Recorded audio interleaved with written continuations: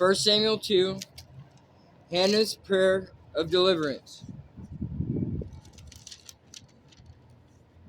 Then Hannah prayed, "My heart rejoices in the Lord has made me strong. Now I have an answer for my enemies. I rejoice because you rescued me. No one is holy like the Lord. There is no one besides you. There is no rock like our God. Stop acting so proud and haughty. Don't speak with such arrogance. For the Lord is a God who knows what you have done. He will judge your actions. The bow of the mighty is now broken, and those who stumble are now strong. Those who were fed are now starving, and those who are starving are now full. The childless woman now has 7 children, and the woman with many children wastes away. The Lord gives both death and life. He brings some down to the grave, but raises others up. The Lord makes some poor and others rich. He brings some down and lifts others up. He lifts the poor from the dust and the needy from the garbage dump. He sets them among princes, placing them in seats of honor. For the earth is the Lord's, and he has set the world in order. He will protect his faithful ones, but the wicked will disappear in darkness. No one will succeed by strength alone. Those who fight against the Lord will be shattered. He thunders against them from heaven. The Lord judges throughout the earth. He gives power to his king. He increases the strength of his anointed one. Then Elkanah returned home to Ramah without Samuel, and the boy served the Lord by assisting Eli the priest. Eli's wicked sons. Now the sons of Eli were scoundrels who had no respect for the Lord, or for their duties as priests. Whenever anyone offered a sacrifice, Eli's sons would send over a servant with a 3-pronged fork. While the meat of the sacrifice animal was still boiling, the servant would stick the fork into the pot and demand that whatever it brought up be given to Eli's sons. All the Israelites who came to worship at Shiloh were treated this way. Sometimes the servant would come even before the animal's fat had been burned on the altar. He would demand raw meat before it had been boiled so that it could be used for roasting. The man offering the sacrifice might reply, "Take as much as you want, but the fat must be burned first."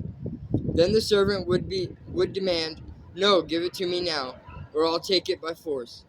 So the sin of these young men was very serious in the Lord's sight, for they treated the Lord's offerings with contempt. But Samuel, though he was only a boy, served the Lord. He wore a linen garment like that of a priest. Each year his mother made a small coat for him and brought it to him when she came with her husband for the sacrifice. Before they returned home, Eli would bless Elkanah and his wife and say, "May the Lord give you other children to take the place of this one she gave to the Lord." And the Lord blessed Hannah, and she conceived and gave birth to 3 sons and 2 daughters.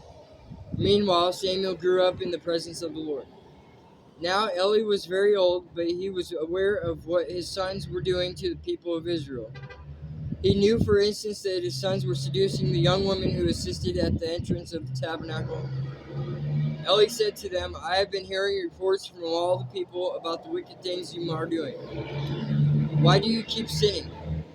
You must stop, my sons. The report I hear among the Lord's people are not good.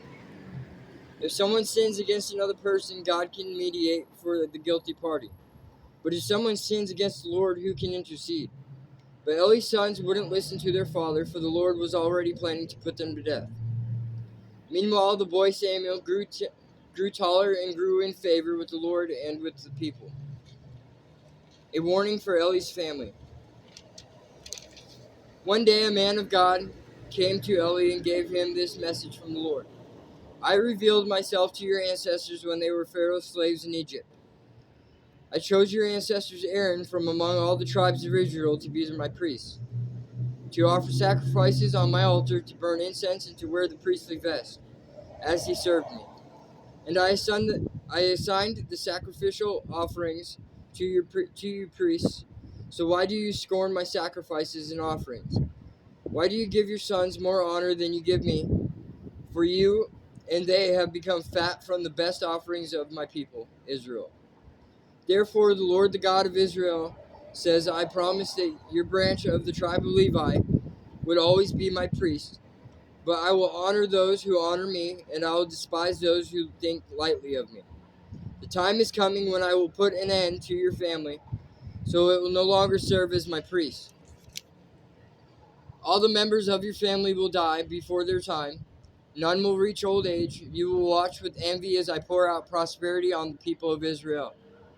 But no members of your family will ever live out their days.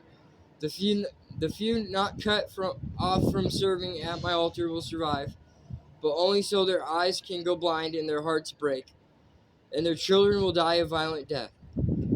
And to prove that what I have said will come true, I will cause your two sons, Hophni and Phinehas, to die on the same day. Then I will raise up a faithful priest who will serve me and do what I desire. I will establish his family, and they will be priests to my anointed kings forever. Then all of your surviving family will bow before him, begging for money and food. Please, they will say, give us jobs among the priests so we will have enough to eat. In Jesus' name I pray, amen.